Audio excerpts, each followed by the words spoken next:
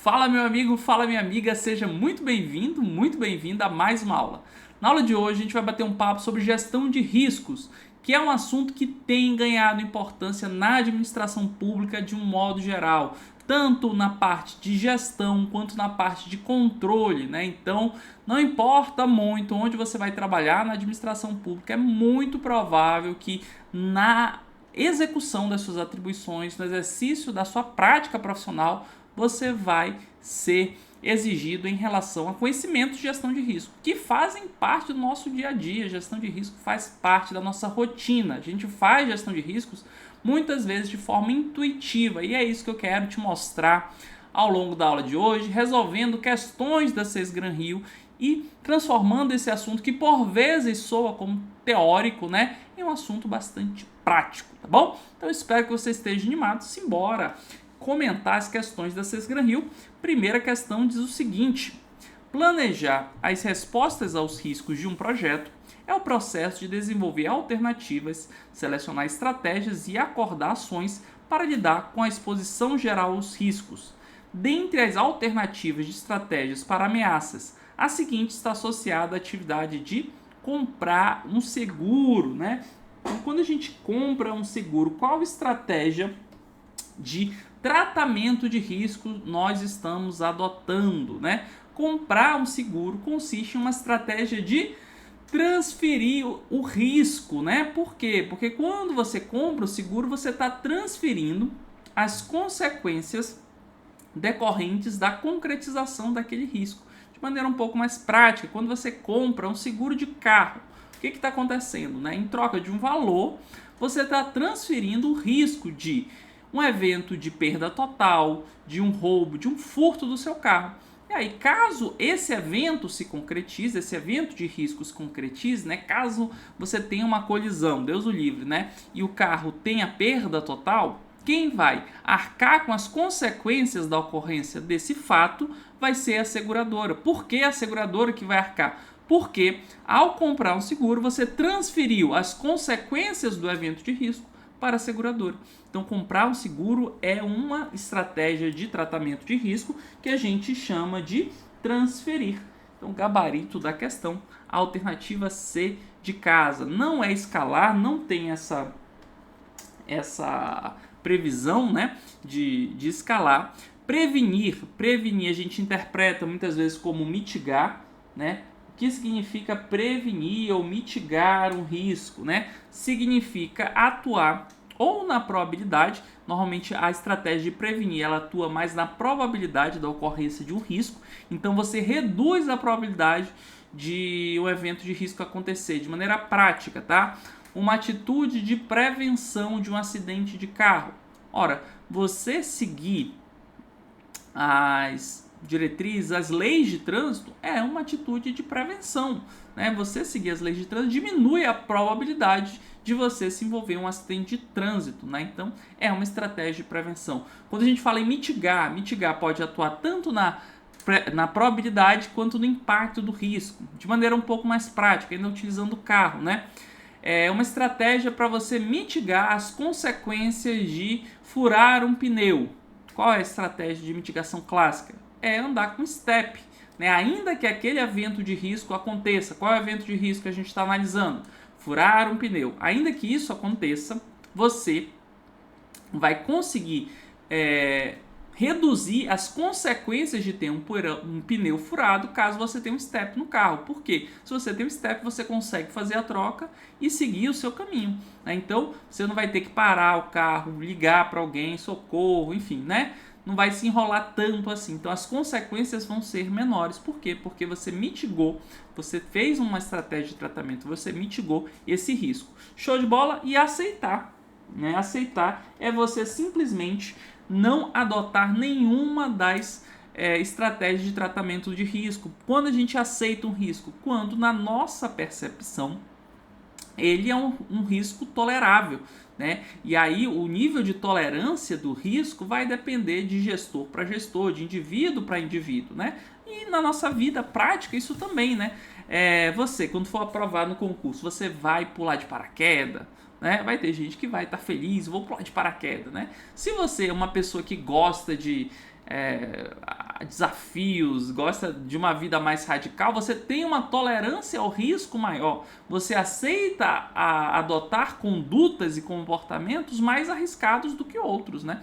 Então, quando você tem um nível de tolerância maior, você está mais disposto a aceitar riscos, ou seja, fazer alguma coisa ainda que não adote medidas de controle para isso. Perfeito? Então, gabarito da questão alternativa C de casa, só relembrando aqui as principais estratégias de tratamento dos riscos.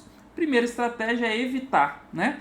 São ações implementadas para abandonar as atividades que deram origem ao risco. A anulação do risco envolve, por exemplo, o abandono de uma linha de produto, a rejeição da expansão para um novo mercado geográfico, a venda de uma divisão, né? Quando a gente fala em evitar risco, evitar totalmente o risco é muito difícil, tá?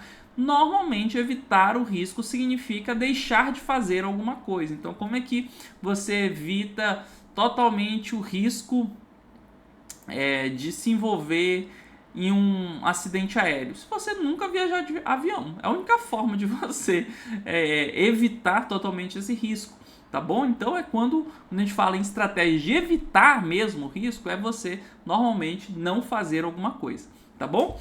Estratégia de reduzir ou mitigar é você adotar ações para reduzir a probabilidade ou o impacto do risco, ou ambos, né?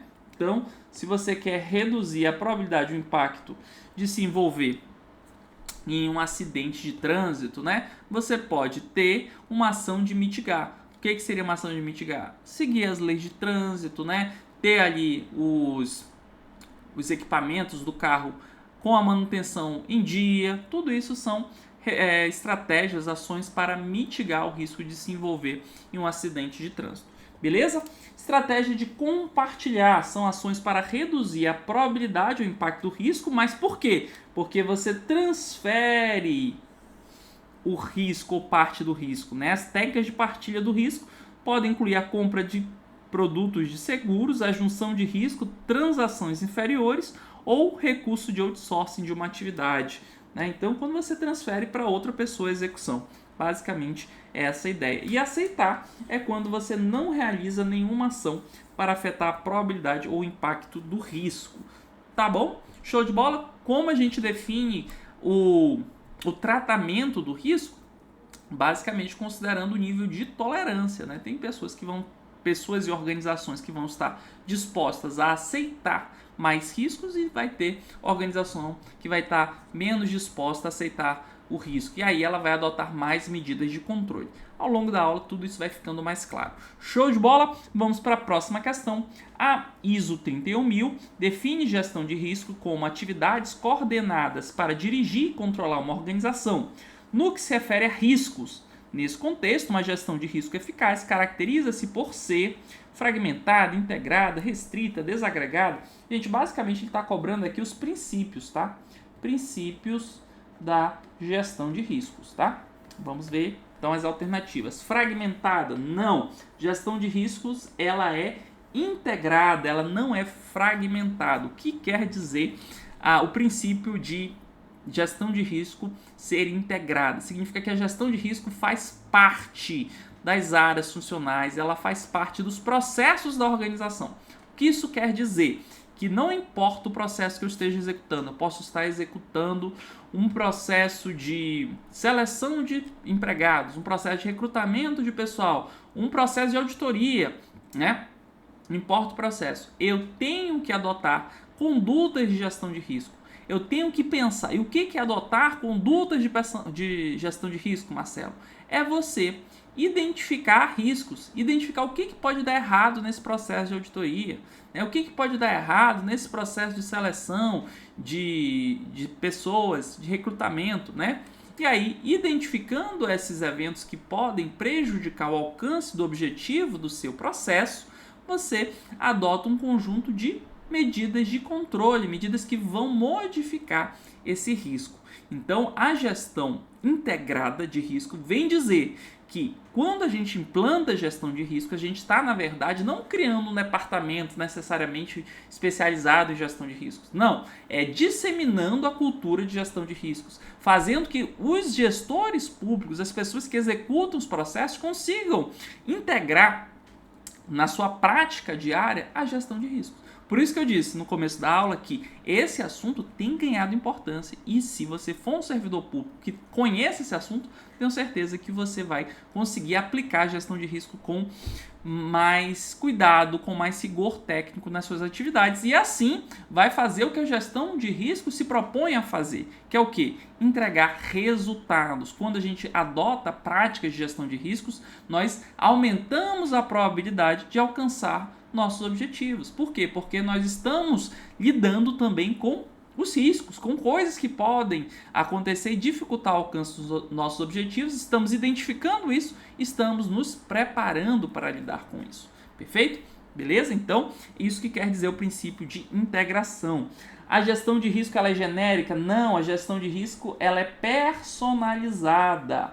Personalizada. O que quer dizer isso? Que ela depende do contexto, tá? A gestão de riscos, ela que você vai implantar na organização A não necessariamente vai ser igual à gestão de riscos que você vai implantar na organização B. Por quê? Vai depender do contexto, né? Vai depender do tipo da quantidade de servidores, da qualificação desses servidores, da quantidade de processos, do nível de maturidade e gestão de processos dessas organizações.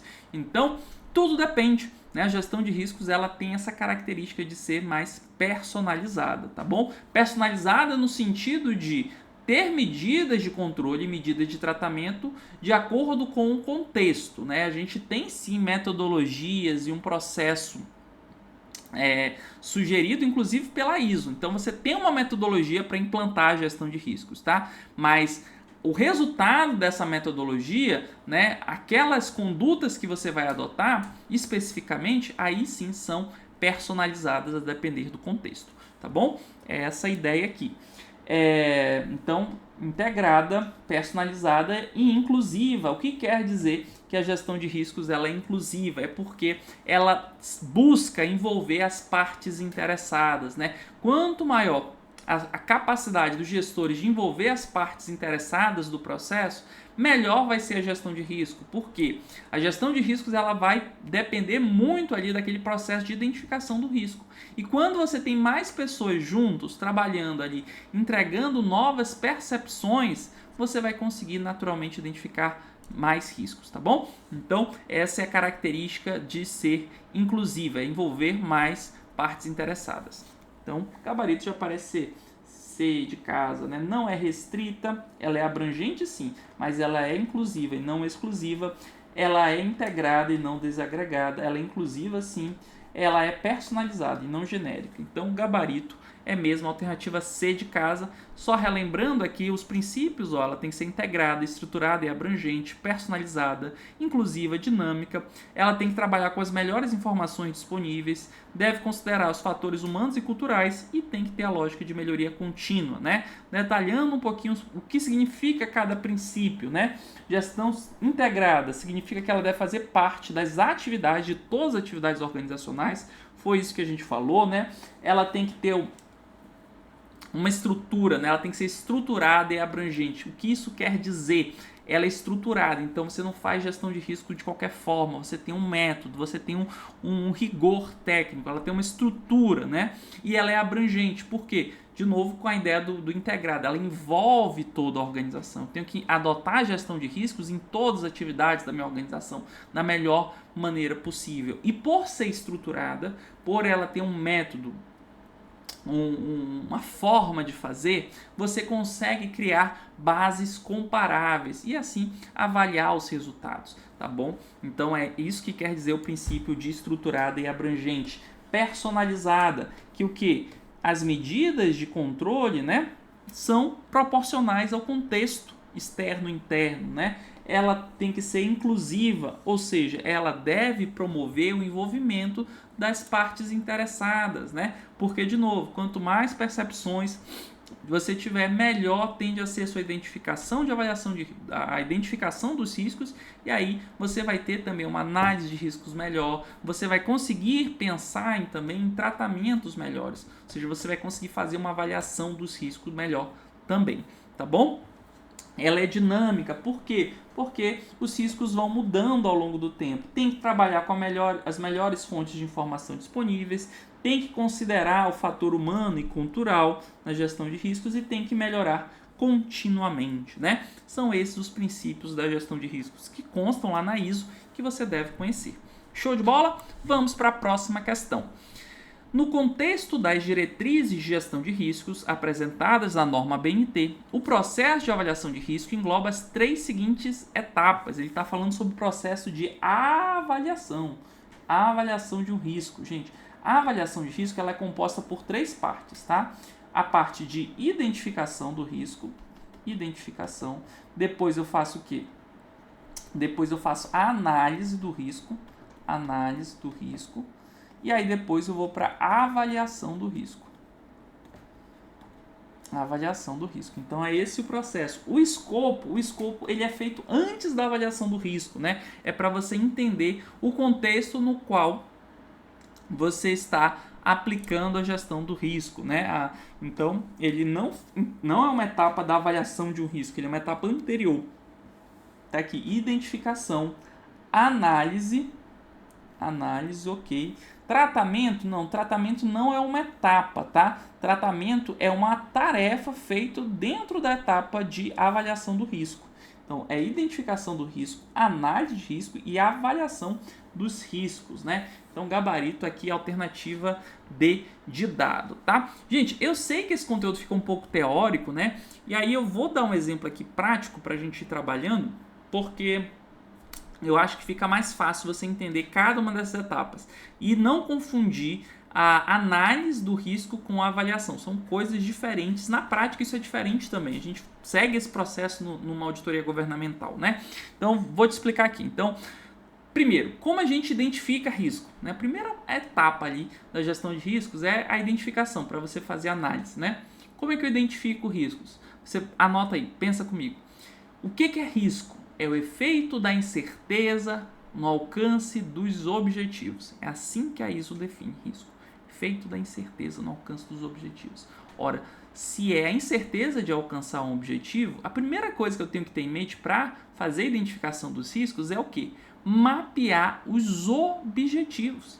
Então, eu tenho que mapear os objetivos. Então, se eu vou fazer a gestão de riscos em uma escola estadual, por exemplo, né?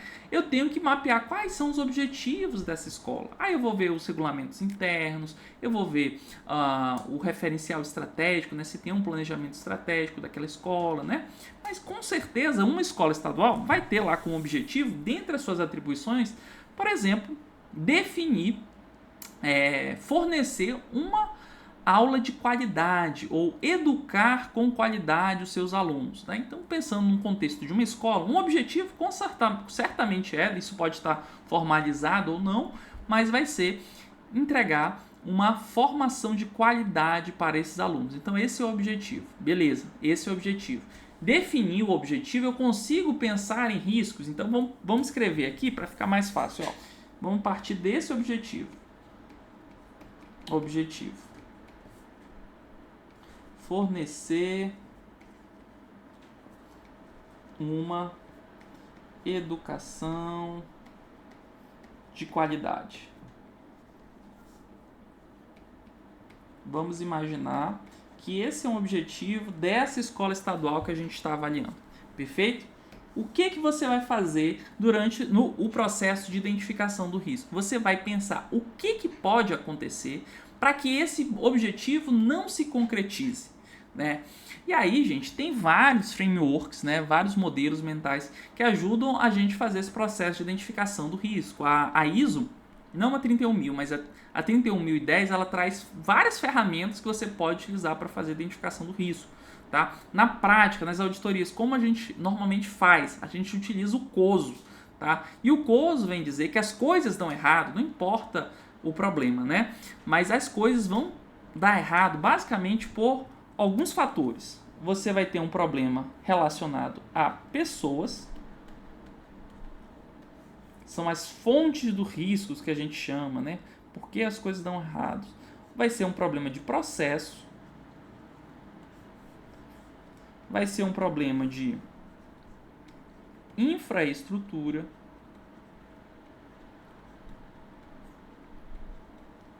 vai ser um problema pessoas, processos, pode ser de fator externo.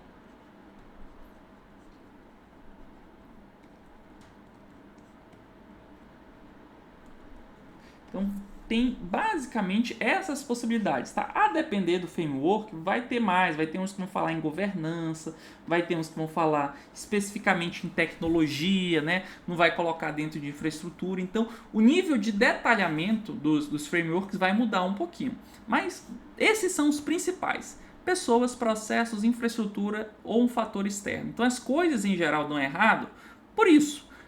Um acidente aéreo. Por que acontece um acidente aéreo? Vamos lá. Pode ser um problema de pessoas, pode ser que o piloto não tinha qualificação, pode ser que o piloto naquele dia não estava bem, estava passando por uma depressão, né? Até teve um caso nesse sentido que o piloto deliberadamente, né, jogou o avião. Já tem alguns anos, era um piloto francês, eu lembro, nas montanhas. Então pode ser um problema relacionado a pessoas, pode ser um problema relacionado a processos, o protocolo, né?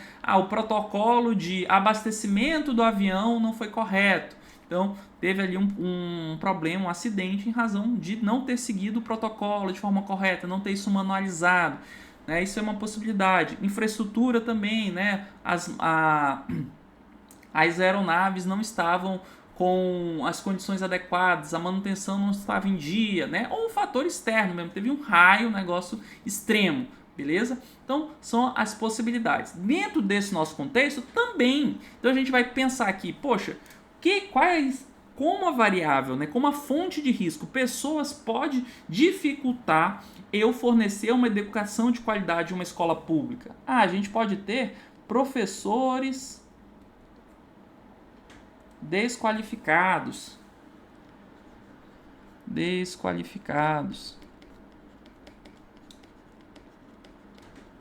Nós podemos ter professores, ou ausência de professores, deficientes, né? Ausência de professores. O quadro é insuficiente.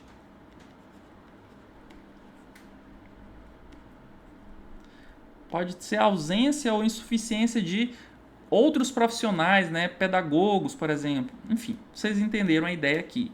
Dentro de processo, o que nós podemos ter aqui? Podemos ter um planejamento inadequado da aula.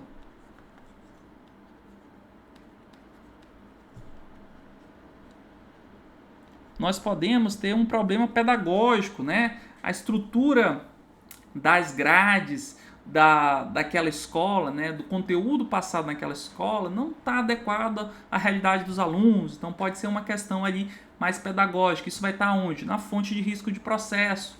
Pode ser um problema na infraestrutura. A gente não consegue fornecer uma educação de qualidade porque a sala não tem material didático. Ausência de material didático. As carteiras são desconfortáveis. E aí os alunos não conseguem estudar direito, né?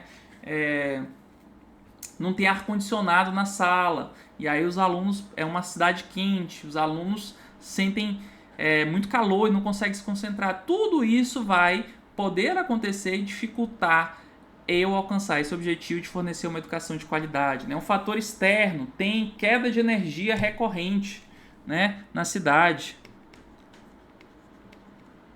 de energia elétrica. Então, gente, esse processo que a gente está fazendo aqui é justamente o que nós chamamos de, então, identificação dos riscos. Você parte de um objetivo, você identifica os riscos. Show de bola. Identifiquei os riscos, Marcelo. E aí, o que eu faço agora? Você vai para a parte de análise dos riscos, né? Para cada risco que você identificou aqui, ó, você vai avaliar no contexto daquela escola, né? Qual é a probabilidade? Qual é o impacto disso acontecer, né? De ter professores desqualificados, por exemplo. Então você vai ver qual a probabilidade. Você vai ver, existe uma política de capacitação permanente aqui dos professores? Não, a gente não tem uma política. Ou, a gente tem uma política aqui. Anualmente, todos os professores têm que comprovar que participaram de treinamentos com carga horária superior a 100 horas anuais, por exemplo. Então você, por meio do levantamento de controles, o que é controles no contexto da ISO? São ações que modificam o risco. Então você ter uma política de treinamento de professores é uma medida de controle. Por quê? Modifica esse risco de você ter professores desqualificados. Por que modifica esse risco? Porque se você tem uma política de capacitação permanente dos professores, você reduz a probabilidade de ter professores desqualificados. Então percebe que as coisas estão todas conectadazinhas? Então, o que é o processo de identificação do risco? Você identificar tudo o que pode acontecer para que você não alcance seus objetivos. O que é o processo de análise do risco? Você identificar a probabilidade e o impacto da ocorrência daqueles riscos e identificar, principalmente, as medidas de controle adotadas. Porque para você chegar à conclusão da probabilidade daquele risco, você tem que ver o que a escola, dentro do nosso exemplo, faz a respeito daquilo. Tá bom? Então tem política aqui de capacitação permanente, então tem um tratamento já para esse risco, ausência de professores, não, o quadro dessa escola estadual ele está completinho, e tem ali um processo seletivo vigente com cadastro de reserva. Então, se porventura um professor precisar se afastar, tiver uma licença médica, eu consigo chamar e aí eu vou ter professor para prestar a aula. Então eu vou conseguir ter uma educação de qualidade, Então perceba, tá tudo conectado. Esse processo, então, de você analisar a probabilidade e o impacto dos riscos é o que a gente chama de análise dos riscos, E depois de você analisar todos os riscos, no sentido de avaliar as probabilidades e o impacto desses riscos, no sentido de identificar os controles, aí você vai estar pronto para fazer a avaliação dos riscos, definir, eu preciso adotar um controle adicional, incluir um tratamento de risco adicional, Eu posso extinguir controles? Tem controle demais, tem controle em excesso, Estou tratando os riscos que são muito pequenos, Então, esse tipo de constatação, esse tipo de tomada de decisão é feito na avaliação do risco, tá bom? Então, são etapas aí complementares. Primeiro eu identifico, depois eu analiso e depois eu avalio. Show de bola? Show de bola, então espero ter esclarecido um pouquinho esse ponto, É isso que aparece lá na ISO, ela descreve o processo dessa forma, Quando eu falo em avaliação do risco, eu tenho isso, Identifico os riscos, depois eu analiso os riscos e depois eu avalio os riscos. Lembra lá, a análise de risco é você pensar em quê? Em probabilidade, em impacto dos riscos, levantar isso e também levantar o quê? Os controles adotados. E o que é controle? São as medidas adotadas capazes de modificar o risco, ou seja, ou modifica a probabilidade ou modifica o impacto desse risco. Show de bola? Mais clarinho? Então, simbora, vamos fazer mais uma questão. Envolve os conceitos apresentados na norma BNT ISO 31000, encontra-se o de gestão de riscos, que envolve vamos ver, alternativa A. Tratamento de risco, o qual deve ser implantado para que os agentes atuem no controle da probabilidade simultaneamente ao controle das consequências. Não. A gente já viu que quando eu falo em tratar riscos, foi a primeira questão que a gente fez. A gente tem várias estratégias, a gente pode inclusive aceitar o risco, que é não fazer nenhuma medida de tratamento, E aí, para tratar, eu posso mitigar, posso atuar ou na probabilidade ou no impacto, eu posso fazer a prevenção, eu posso fazer a transferência, então existem várias possibilidades. Tratar não é atuar simultaneamente na probabilidade e no controle de consequências, por isso a alternativa A está errada. Vamos para B. Controle de riscos, que é uma medida que inclui o histórico de acidentes, não se limitando a qualquer processo político, dispositivo ou prática, Não, isso aqui está errado, A gente até falou aqui, o que é controle? É você adotar alguma medida capaz de modificar o risco. Simplesmente isso. Então, o controle pode ser bastante amplo, É ter um contrato de manutenção de ar-condicionado, lá no exemplo da escola, é um exemplo de controle. Por quê? Você está tratando qual risco? O risco lá relacionado à infraestrutura de ter um ambiente, uma sala escolar com temperatura inadequada, né? Então, como você reduz a probabilidade desse risco de ter um ambiente ali insalubre para a aula? Mantendo o contrato de manutenção de ar-condicionado, por exemplo, né? O ar-condicionado vai estar funcionando porque tem um contrato ali. Você reduz essa probabilidade. Então, controle, no contexto de gestão de risco, tem uma amplitude muito grande. Tudo que você faz que modifica o risco é um exemplo de controle. Beleza? Então, B está errada. Vamos para C. Análise de riscos, que pode ser realizada em vários graus de detalhamento e complexidade, dependendo do propósito, da disponibilidade e da confiabilidade da informação. Aí tá certinho, né? Análise de risco. Lembra lá, o que a gente normalmente faz na análise de riscos? A gente vai quantificar ali o risco normalmente de forma quantitativa, qualitativa, tem vários métodos, né? Semi-quantitativa, tem vários métodos, mas basicamente você vai tentar ali de alguma forma mensurar os riscos e mensurar os controles que existem na organização, tá bom? Então, análise, você vai fazer esse tipo de análise do risco, probabilidade de impacto, outros critérios, né? Existem outras formas de você mensurar o risco também, né? Mas as mais utilizadas é a probabilidade de impacto e os controles existentes, tá? Então a C parece correta, né? Vamos para D. A avaliação dos riscos, em que se compara os resultados advindos da identificação com os critérios estabelecidos para o nível de ação. Não, né? A avaliação dos riscos, ela trabalha com os resultados advindos não da identificação, da análise, né? Lembra lá do nosso roteirinho. Primeiro a gente identifica, depois a gente analisa e depois a gente avalia, né? Então, a avaliação dos riscos é você, a partir da análise que você fez, né, tomar decisões, né? Eu vou adotar mais controles, eu vou fazer mais tratamento do risco, eu vou suprimir controles, eu vou reformar meu processo inteiro para modificar o próprio objetivo, né? Então tem várias possibilidades, isso tudo é feito na avaliação, tá bom? Então D está errada. Identificação dos riscos que tem como objetivo decrescer o número de acidentes ocorridos no passado, estabelecendo séries históricas e taxas de frequência. Não, né? Aqui você está falando muito mais de um processo de mitigação, né? Que você está tentando reduzir a probabilidade da ocorrência do risco. Identificação do risco é aquele processo que a gente fez. A partir do mapeamento dos objetivos, você vai ver tudo que pode acontecer que pode afetar o alcance dos objetivos. Esse é o processo de identificação do risco. Show de bola? Então, o gabarito da questão é a mesma alternativa C de casa, né? Vamos em frente. Mais uma questão. Diversas literaturas, tais como OIT, NBR, né, definem riscos de diversas formas. Matematicamente, o risco pode ser expresso de uma forma simplificada como... Gente, basicamente, como é que a gente mensura risco na prática, tá? Normalmente a gente trabalha com probabilidade versus impacto. Então, quanto maior a probabilidade, quanto maior o impacto, maior o risco. A gente faz uma multiplicação, trabalha com esse produto, né?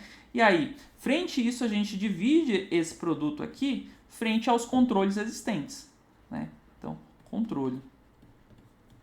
Então, essa é a metodologia básica, né, que a gente utiliza nos diferentes frameworks de gestão de riscos. Isso aqui, essa partezinha aqui, a probabilidade versus impacto, nós chamamos de risco inerente. Risco inerente. O que é o risco inerente? O risco inerente é o risco existente independentemente da existência do controle, ou seja, antes de você analisar os controles que a organização adota, né, é o risco que existe, tá bom? Então essa partezinha aqui a gente chama de risco inerente, a probabilidade versus impacto, e aí quando a gente faz a divisão, ou seja, a gente faz a consideração dos controles, a gente tem o chamado risco residual. Né? Isso normalmente é feito de forma matemática mesmo, a gente trabalha com uma escala. Por exemplo, a gente trabalha aqui probabilidade numa escala de 1 a 5, tem várias metodologias, tá, gente? É só para dar um exemplo. Então, vai uma escala de 1 a 5 e o impacto também numa escala de 1 a 5. Aí vamos imaginar que a probabilidade seja 4 e o impacto seja 5, né? Então, o produto aqui seria 20. O risco inerente seria 20, né? E aí você vai subtrair do risco residual. Como é que você vai identificar o risco residual? Você vai fazer uma avaliação dos controles, né? E aí quanto maior, mais satisfatório for o controle, maior o peso que você vai dar aqui, né? Então você faz essa avaliação dos controles. E aí, por exemplo, vamos imaginar que você trabalha na escala de 1 a 5 também, aqui na avaliação dos controles. Um controle muito robusto significa 5 e um controle menos robusto significa 1. Tá? Aí você vai detalhando essa escala, mas vamos imaginar aqui que na avaliação dos controles você diz, poxa, é um controle satisfatório, é 3. E aí você vai ter, então, 20 menos 3, 17. Aqui seria uma abordagem semi-quantitativa, né? Para identificação do risco residual. Mas só para você entender os conceitos, tá? Risco inerente é o risco independentemente da adoção de controles. Risco residual é o risco que continua existindo uma vez que você tratou, né, já fez alguma medida de tratamento, já adotou um conjunto de controles, o risco inerente. É essa a ideia, beleza? Então vamos aqui analisar as questões, né? Matematicamente, o risco pode ser expresso de uma forma simplificada como perigo versus salvaguarda, né? Aqui, basicamente, ele descreveu esse processo aqui, né? Risco, ele chamou de perigo, que a gente chama de risco inerente, né? E dividiu isso pelos controles, que ele chamou de salvaguarda. Utilizou uma nomenclatura menos usual, mas também correta, né? Então, pode ser uma alternativa. Vamos ver as demais. B, confiabilidade versus probabilidade. Não, aqui não faz sentido porque você está multiplicando confiabilidade, que está associada a controle, com a probabilidade, que é uma dimensão da avaliação do risco, né? Então você está misturando ali. Não faz sentido a B. Vamos ver a C. Perigo dividido por frequência também não faz sentido. Se você está avaliando o risco, né, a frequência é um elemento que trabalha na composição do risco, na forma de probabilidade. Quanto maior a probabilidade, maior tende a ser o risco, maior tende a ser o perigo. Então, não faz sentido essa divisão. Salvaguarda versus probabilidade também é o oposto, né? Probabilidade é uma dimensão de avaliação do risco e não do controle, que são as salvaguardas. Então, tá errado. Frequência dividido por confiabilidade, de novo, não faz sentido. Frequência é uma dimensão de avaliação do risco e não de controle. Confiabilidade está associada a controle, né? Você fazer uma avaliação aí do controle existente. Então, a melhor alternativa é mesmo a alternativa A, que é, portanto, o nosso gabarito. Vamos em frente, mais uma questãozinha.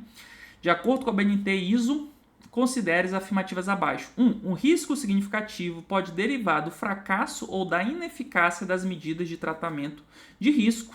Sim, gente, isso é verdade, né? Como a gente acabou de falar. Você tem o risco inerente, que é o risco do processo, e você tem o risco residual, que é o risco que subsiste após você ter a adoção de medidas de controle, né? E aí, o risco residual pode ser alto ainda se as suas medidas de tratamento, suas medidas de controle falharem. É isso que a alternativa está dizendo, né? Então, o risco significativo, ele pode derivar o quê? Do fracasso das medidas de tratamento. Então, isso aqui está correto, né? Então, um exemplo prático. Lembra lá da escola? O objetivo da escola é fornecer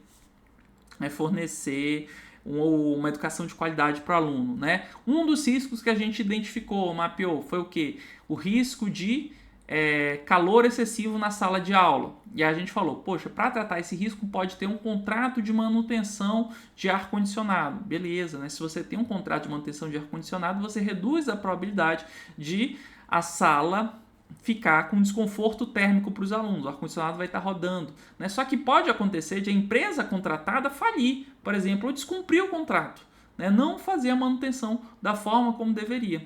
Poxa, aí esse risco, esse evento de risco que você tinha identificado, ele pode se concretizar, o risco pode ser significativo. Por quê? Porque a sua medida de controle, qual foi a sua medida de controle? Foi a contratação de uma empresa para fazer a manutenção do ar-condicionado, falhou, né? A empresa não está prestando serviço como deveria, tá bom? Então é basicamente isso que a afirmação está dizendo, né? Vamos para 2. A retenção do risco por uma decisão consciente e bem embasada pode ser uma alternativa para a eliminação do risco? Não, né? Isso está totalmente errado. O que é retenção do risco ou aceitar o risco? É você, diante ali da avaliação de que aquele risco está no nível de tolerância aceitável, de acordo com as suas preferências, né? Está dentro do seu nível de tolerância, você dizer, olha, eu aceito esse risco. Isso é retenção, isso é aceitar risco, né? E não é eliminar. Eliminar, normalmente, vai significar você descontinuar, deixar de fazer alguma coisa, né? Então, aqui ele misturou a retenção do risco com outra estratégia, que é a eliminação.